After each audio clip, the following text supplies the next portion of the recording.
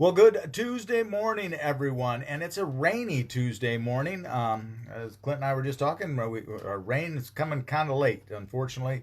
Let's pray that it doesn't just keep raining right into the time when people are wanting to harvest, because it was looking like it was going to be an early harvest, and some of the folks were surprisingly, a lot of people have been in the field getting stuff out. I was surprised when we went down to Carroll yesterday how many fields were already gone.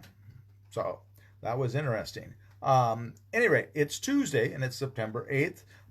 Today we're going to be looking at Luke chapter 3. We're going to be looking at verses 23 to 38, which is the very much dreaded genealogy section in Luke's gospel. We are always, I shouldn't say always, but we're often tempted to skip over these lists of names because they're not particularly easy for us modern readers to stumble through, and the pastor here is no exception. I don't particularly enjoy trying to struggle my way through some of these Old Testament names, but there is a reason why they're listed, and so we'll look at them and then we will talk about them. How's that sound? So let's go ahead and we'll just dive right in on this beautiful sunny Tuesday morning. It's not sunny. It would be nice if we got a little bit of rain out of this, but let's hope we don't get so much that stops everybody from getting in the field for a long period of time. So anyway, Luke 3, 23 to 38. And I'm reading from the New Revised Standard Version. Now, you might notice if you're following along in the NIV or some of the others, there is a bit of difference here in some of the translations, and we'll talk about that as we get down there. All right.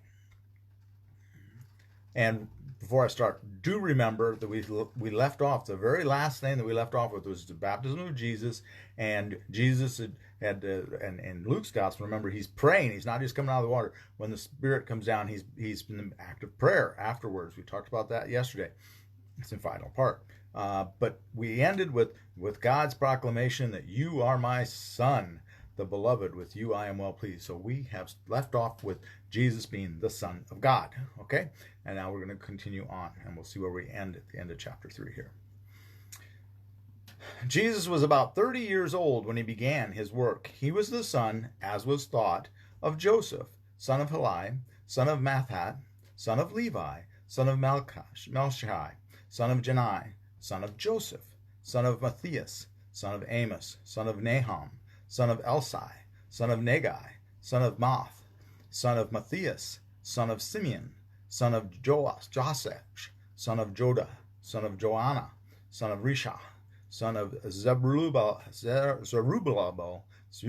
son of Shealtiel, son of Neri, son of Melchi, son of Addi, son of Cosam, son of Elmadam, son of son of Joshua, son of Eliezer, son of Jorim, son of Matthat, son of Levi, son of Simeon, son of Joda, son of Joseph, son of Joram, son of Elkim, son of Melchi, son of Menah, son of Matthat, son of Nathan, son of David, son of Jesse, son of Obed, son of Boaz, son of Salah, son of Nashon, son of Amminadab, son of Admin, son of Eridani, son of Hezron, son of Perez, son of Judah, son of Jacob, son of Isaac, son of Abraham, son of Terah, son of Nahor, son of Serug, son of Ru, son of Peleg, son of Eber, son of Shelah, son of Canaan, son of Araphax, son of Shem, son of Noah, son of Lamech, son of Methuselah, son of Enoch, son of Jared, son of Mattathias, son of Canaan, son of Enos, son of Seth, son of Adam, son of God. We started with Son of God. We ended with Son of God. We've wedged in this genealogy, haven't we? Starting with that, ending with that. Came all the way. Now, the interesting thing, when we could get into an extraordinarily long talk about comparing the genealogy in Matthew with the genealogy in Luke. They are different. There's a few things that are the same, but by and large, they are different. And I don't want to really get into that, other than that there are reasons for that. Matthew's gospel is written to a largely Jewish audience. This is written largely to a Gentile audience. And one of the big differences is, and not the only big difference, but the major difference, I would say, is that Matthew goes back to Abraham. He's nailing down that Jewish genealogy. To him, it begins and ends with Abraham. Okay, it ends with Jesus, but it begins with Abraham, we should say. And he was, of course, through Abraham, all nations are blessed.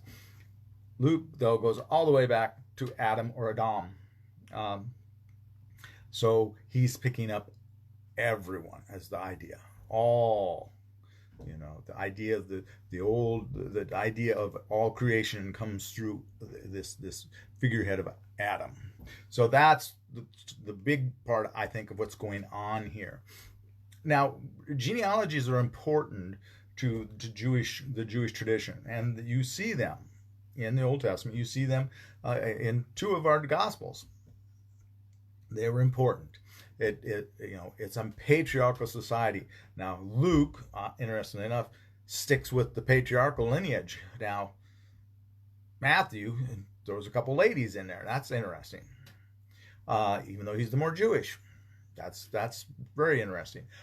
But the point is that this is who you are and where you came from is important. And of course, we've got King David in there, don't we? And Jesus is in the line of David, and that was important. So that has been established. That's established in both genealogies, but that was important in this genealogy.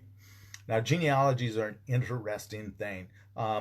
We talk about that, and we look at that, and we look at our own histories. And back when I first came here, in July of the year I came here, I preached a sermon, and Ryan Daisy helped me with it, if those might remember. And it was talking about our Christian heritage and how interconnected we are all at.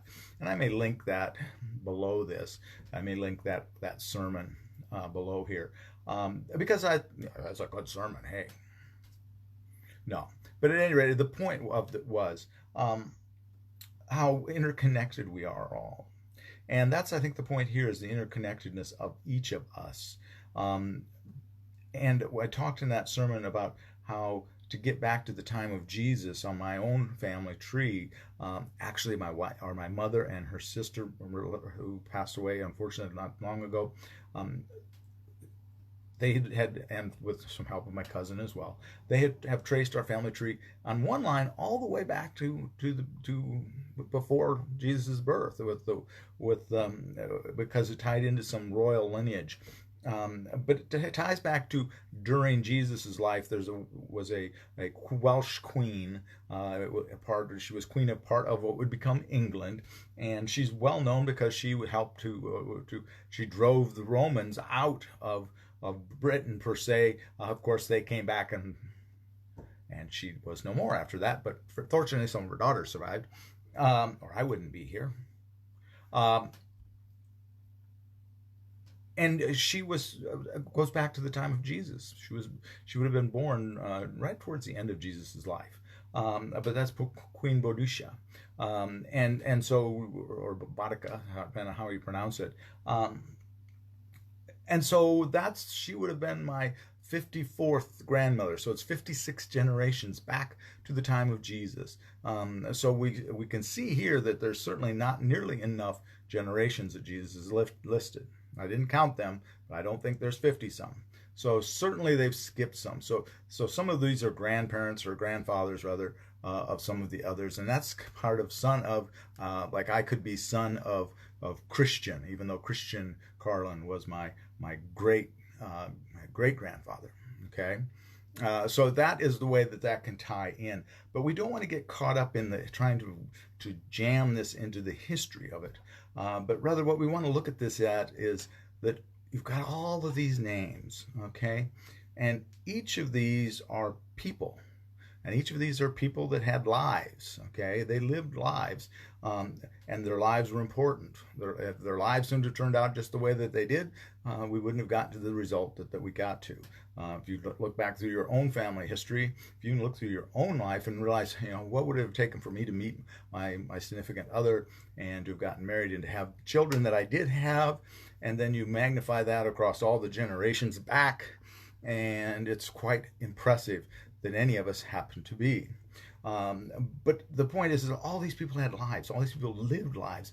They had tragedies. They had joys, and each and every one of them was important. And each one of them is important enough that they are mentioned here in this genealogy of Jesus. It kind of was an overarching idea that Jesus didn't just come, because especially in Luke's, where it goes all the way back to Adam, the idea or the metaphor is that Jesus came for all man. Didn't just come for the Jewish people, it came for everyone. All these people are important. All the things about their lives, all the things they did, all the sacrifices they made allowed Jesus to be. All of the triumphs they had allowed Jesus to be. So all these lives are so important, and thus your life, all of your triumphs, all of your joys, all of your sorrows, all of your losses, all of these things are important to God. And we need to remember that in the days when we feel down and dejected and lost, and we look at the world and we look at our lives and we, oh my gosh, and we realize that you really are truly important to God, so much so that he sent Jesus into this world to take care of you for all eternity. And that's really the truth, folks. That's what it's all about. Jesus is here. You just reach out, take his hand, and he'll lead you where you need to go. Troubles, sorrows, joys, and all of that, what have you, it all works out for the good of God. So I'm going to leave you with that, and we'll start a new chapter tomorrow. Yay! We got through the genealogy, though I'm sure I butchered a few of those names, but hey, I want to do that. I'm good at that. There's one of those things I excel at is butchering biblical names. I have a gold star for that somewhere. Anyway, have a wonderful day. Have a very blessed day. Stay warm, because it's at least here in Lake City, it's as warm as it's going to get today. It's going to get colder from here. So have a blessed day and be a blessing to someone today. We'll see you in the morning.